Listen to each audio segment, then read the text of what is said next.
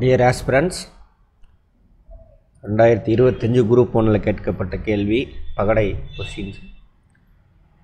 இதுவும் 10 செகண்ட் தான் உங்களுக்கு டைமிங். 3க்கு எதிரில் என்ன நம்பர் வரும் அப்படின்னு கேட்டிருக்காங்க. ஸோ 3 ஒரு தடவை தான் வந்திருக்கு. ஸோ அதை நம்ம எடுத்துக்க வேண்டாம்.